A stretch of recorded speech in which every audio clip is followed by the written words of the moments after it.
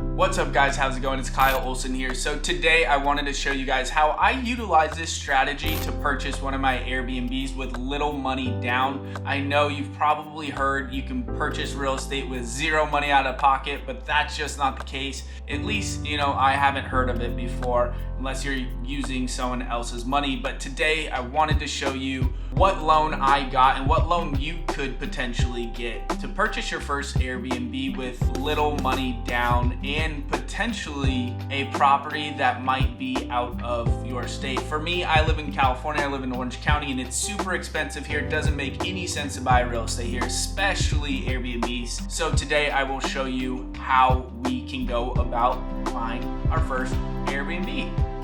So let's get into it. All right, guys, so simple Google search, you can see right here, a minimum down payment for a conventional loan in California is usually set at 3%.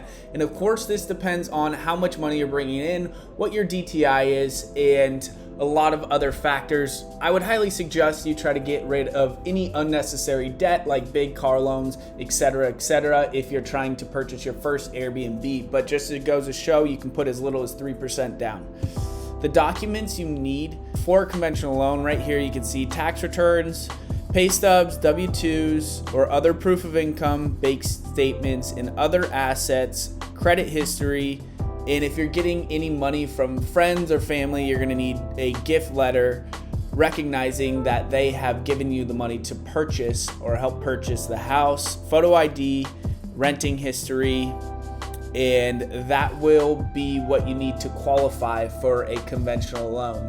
Again, everyone's on a different page, but these are just the first steps. And what you're gonna wanna do too, if you don't know where to start with a lender, if you know someone that's purchased the house, whenever, I would contact them and ask them for their lender's information because they should be trusted and they've worked with one of your friends or family. So that's just a good place to start. Of course, you can Google it and do your own research and find a lender that's in your neighborhood that has done plenty of deals where you live. Okay, so here's where it gets interesting.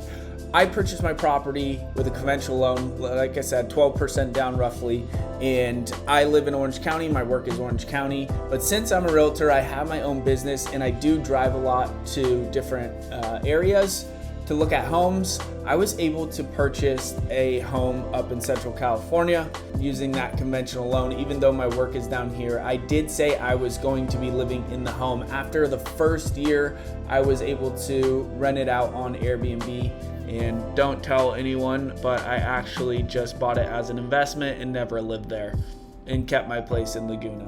But the bank's not going to be knocking on your door, and as long as everything's in working order, then you are able to actually rent out the house because, my job changed and I didn't actually think I could live in Central California and do my job after I purchased that house. So things changed on my end.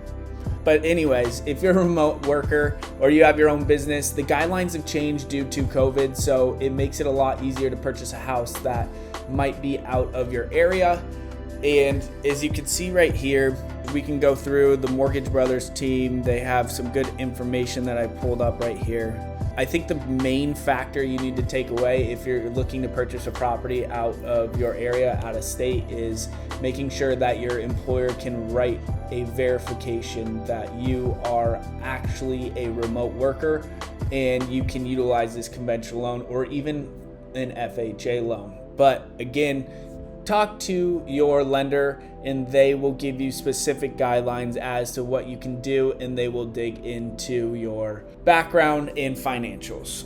Okay, so once you've figured out your lending situation and you are pre-approved, ready to go, looking for your first Airbnb, here are the steps that I would take to actually locate my first Airbnb. So we will start with Deerfield Beach, Florida.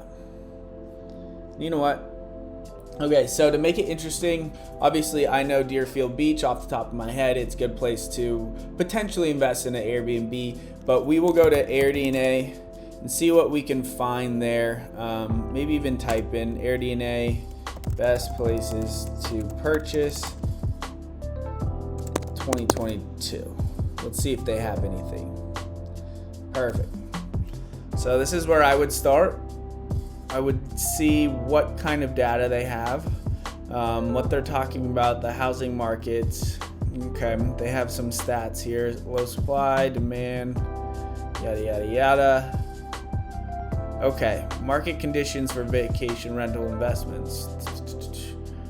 Go over 2021 short-term rentals.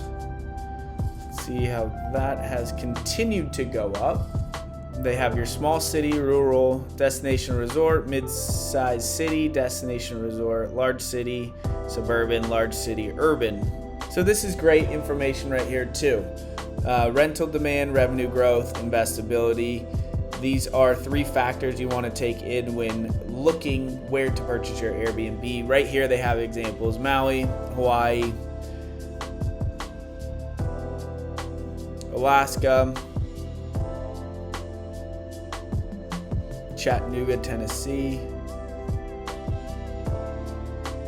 And this doesn't always mean that these places that AirDNA recommends will do well on Airbnb. It all comes down to you and how you dress up your Airbnb. But this would be a good place to start. For instance, Joshua Tree, I don't think that's a great place to invest anymore. I think there's way too much competition, and some other Airbnb investors might say that I'm wrong.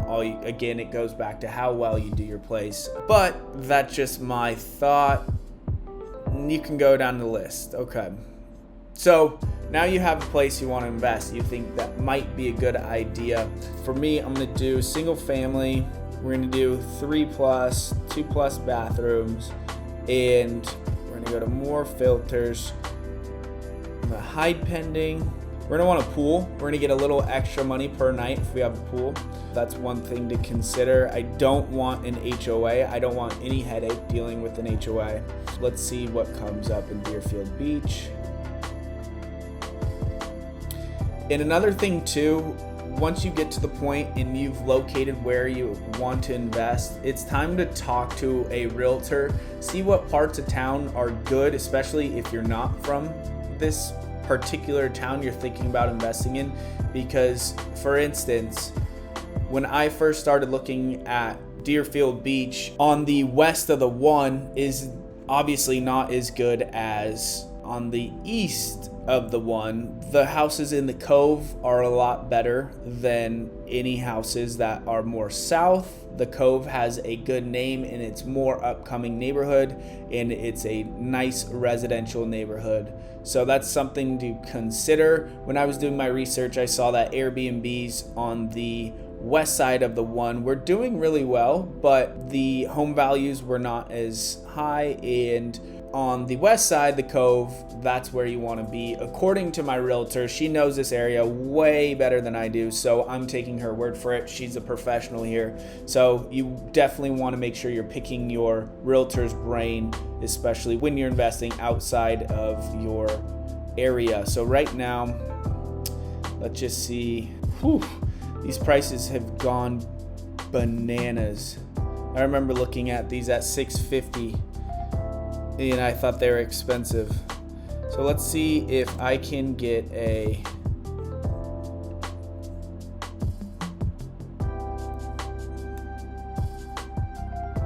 rentalizer for this property. Okay, so here we go. I picked out a random property for sale. We have $850. It's a 4-bed, 2-bath, roughly 1,887 square feet, 8,000 square foot lot. Pool, which is great. Driveway looks good. Ooh, seems like the kitchen's pretty pieced together. Those walls are definitely not making it open. I don't like that, but with these cabs right here, you can paint them, leave them. They look like they're in decent condition. Bathroom's cool. That's fine. It's fine.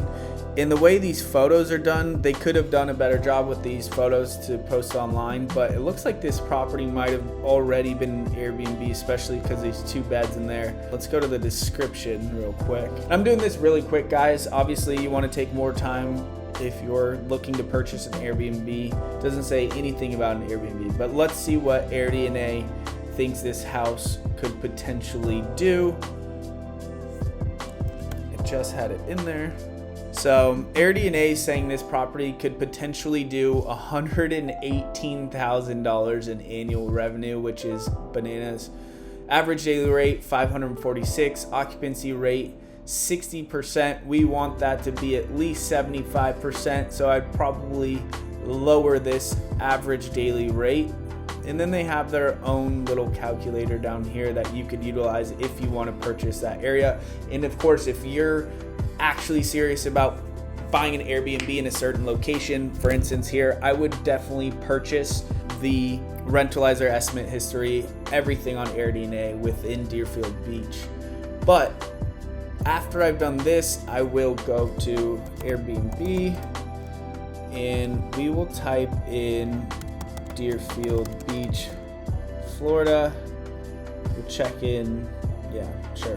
We want to see what our competition is, so we'll say 4 adults and see what comes up. And we want to see what is going on in the Cove, that little neighborhood, that little slice of heaven that I will eventually own in there. Okay, so you can see these rates during summer are a little lower. Let's check this one. This one has a pool.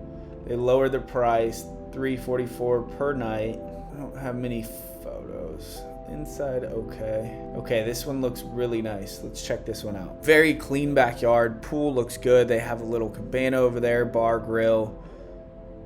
Inside, sure, they got the pool table. That's nice. Good kitchen. Definitely looks like a beach house. Let's see. $480 per night. Let's see what their calendar looks like. Pretty open. I mean, they have some of July and some of August. Let's see if they have okay, so they have a 3-night minimum. Let's see who else has an Airbnb in our upcoming neighborhood of the Cove. So this one's $220 a night. They have 4.5 stars. Pool, great. Nothing going on around the pool. I definitely want to get some outside chairs, make it a little bit more inviting, more fun. People are there on family vacations. You want to get a bar, grill. Put some money into it. It's pretty bland, pretty simple. Nothing too exciting. It's actually really dry. We'll check this one out. I want to check what the rates are during winter. I believe that's the high season in Florida. Obviously, a lot of you guys know that it gets very, very humid. July is pretty open for this guy. Whew. Let's check this one out.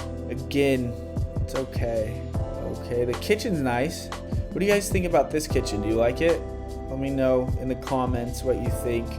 Bed's okay, floor's good. They have some bikes, awesome. Not a lot of furniture, not a lot of things going on in the house. Nothing to make it pop. Exterior okay in the front.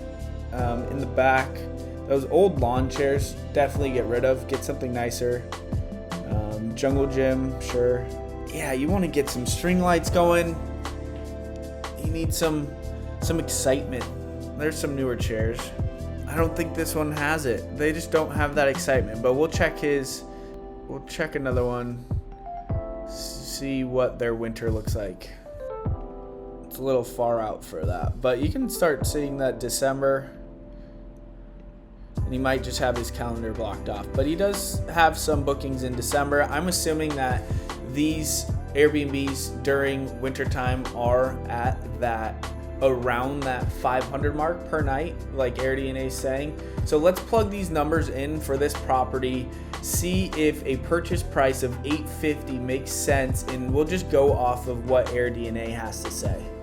And here's the thing too, if you are looking to purchase an Airbnb, you want to buy in an area that you'd like to go to. Eventually, hopefully you're going to own this house for 10 plus years. It's going to be a great investment. But if you like visiting somewhere, a specific national park that you really like and you've seen that traffic there, believe in yourself and purchase in that area after doing your research if everything looks good. Like in northern Arizona, great place. Heard Airbnbs do well there. I would love to have a house there.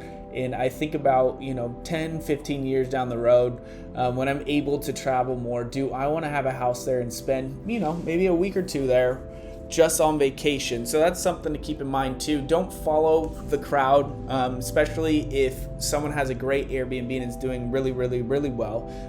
Just because theirs is doing well doesn't mean that yours is going to. So just keep that in mind.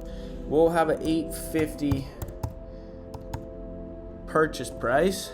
We'll say that you're utilizing that conventional loan we got pre-approved. We'll keep it at 12% down.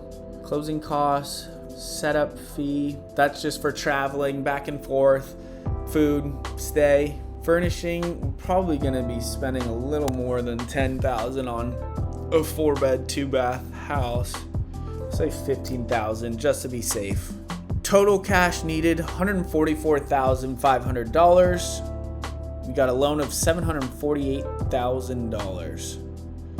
Monthly payment of $4,144. And let's see, I have an interest rate at 3.2%. We all know that is not the case anymore. Interest rates today, 30-year fixed. Only get a 30-year fixed. Don't get anything else. We're at 5.63.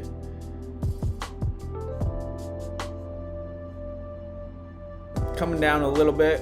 I'm assuming that's going to continue to go up, but again, this is with great credit, 740 or higher. 20%.